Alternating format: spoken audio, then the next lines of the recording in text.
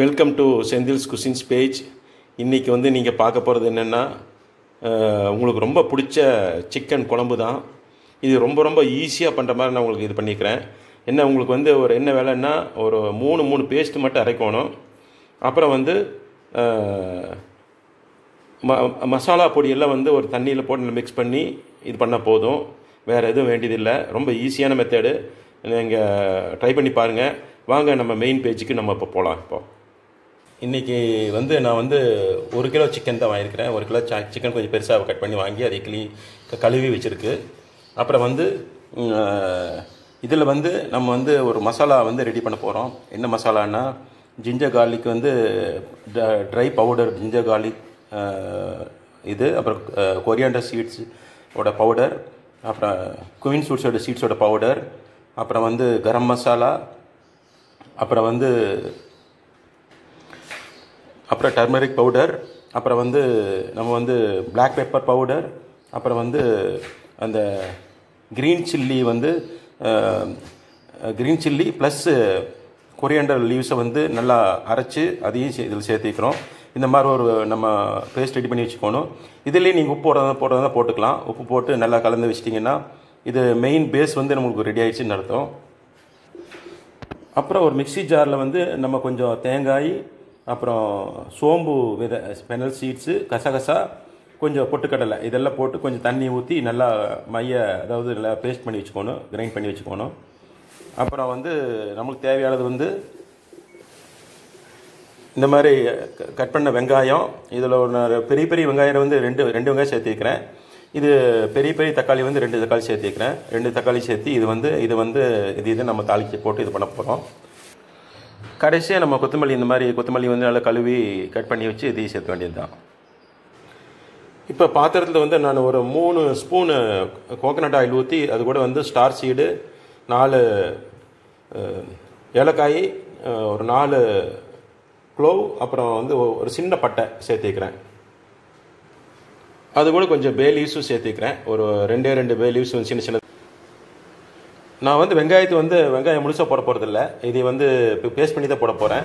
வெங்காய பேஸ்ட்டு, அப்புறம் வந்து டொமேட்டோவையும் பேஸ்ட் பண்ணி வச்சுக்கிறேன். பேஸ்ட் பண்ணி போட போகிறேன்.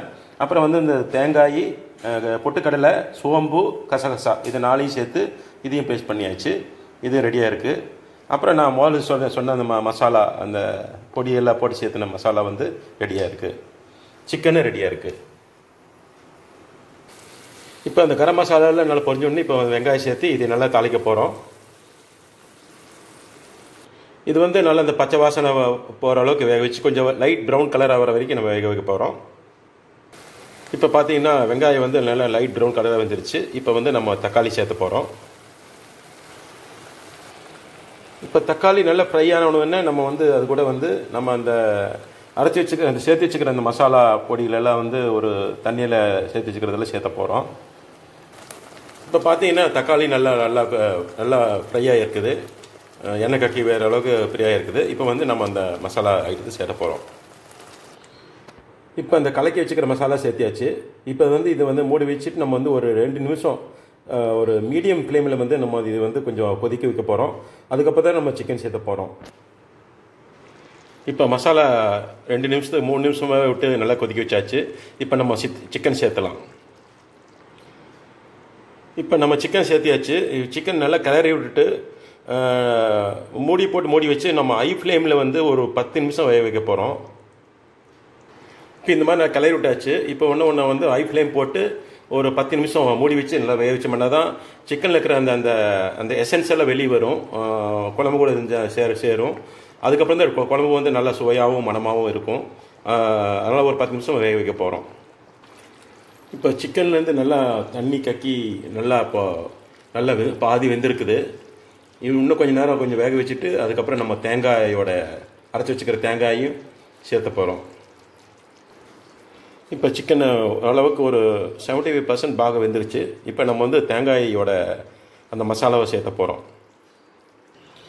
இப்போ இந்த தேங்காய் மசாலாவோட சேர்த்திட்டு இப்போ நம்ம வந்து இது திருப்பியும் ஒரு மீடியம் ஃப்ளேமில் வந்து ஒரு 10 நிமிஷம் நான் வேக வைக்க போகிறோம். அதுக்கப்புறம் கடைசியாக வந்து கொத்தமல்லி தலையை வந்து போட்டு நம்ம வந்து இது இறக்கிற போகிறோம். இது வந்து ரொம்ப நல்லாயிருக்கும். நீங்கள் ரொம்ப ஈஸி வேறு.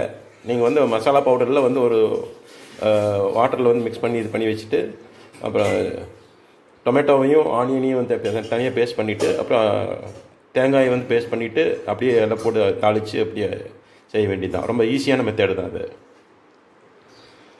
இப்போ சிக்கன் குழம்பு வந்து ரெடி ஆயிடுச்சு. இப்போ வந்து நம்ம கருவேப்பிலை வந்து இது கொத்தமல்லி தலையும் சேர்த்த போகிறோம்.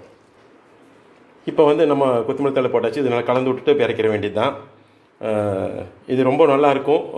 நீங்கள் ட்ரை பண்ணி பாருங்கள். ரொம்ப ஈஸியாக பண்ணுற மெத்தடுங்கிறதுனால ஃப்ரெண்ட்ஸ்க்குள்ள ஷேர் பண்ணுங்கள். என்னோடய சேனல் சப்ஸ்கிரைப் பண்ணுங்கள், லைக் பண்ணுங்கள், சப்போர்ட் பண்ணுங்கள். மிக்க நன்றி.